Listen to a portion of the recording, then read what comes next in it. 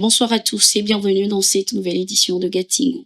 La Tunisie réclame à la France le remboursement des richesses détournées et placées par plusieurs proches de l'ancien président Ben Ali dans certaines banques françaises lors du printemps arabe. Cette demande à la fois audacieuse et symbolique a été formulée par le président tunisien Kais Saïed lors d'un entretien téléphonique avec son homologue français Emmanuel Macron.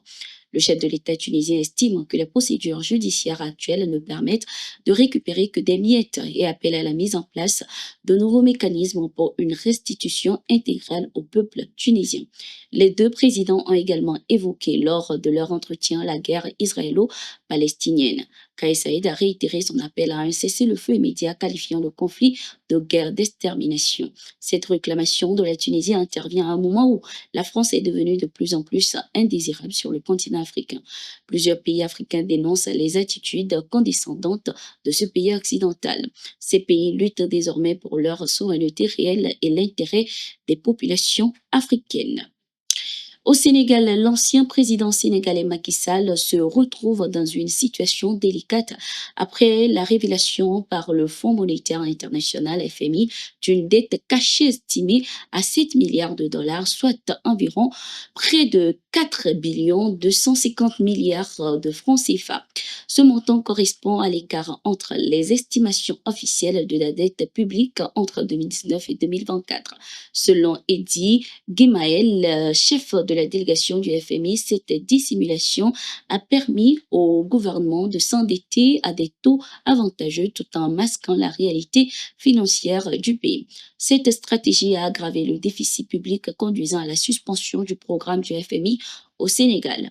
Le rapport de la Cour des comptes publié en février 2025 confirme ces irrégularités. Le porte-parole du gouvernement sénégalais Moustapha Ndiak Sarré avait dans l'une de ses interventions déclaré que Macky Sall devra répondre de ses actes devant la justice, notamment pour manipulation des chiffres et gestion frauduleuse des finances publiques.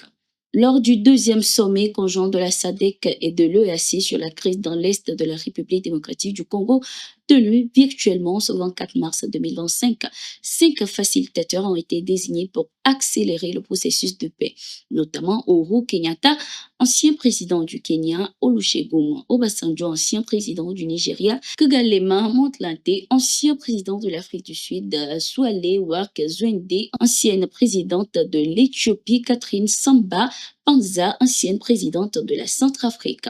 Leur mission consistera à piloter les efforts de médiation et à désigner un nouveau médiateur en remplacement du président angolais João Lourenço, qui a annoncé son retrait de cette médiation. Rappelons que pour faciliter la résolution du conflit à l'est du Congo, les présidents congolais et rwandais s'étaient rencontrés à Doha pour des discussions. Le groupe rebelle M23 a également annoncé récemment son retrait de la ville de Walikale, dont il a pris le contrôle cette semaine afin de soutenir les efforts déployés pour résoudre le conflit.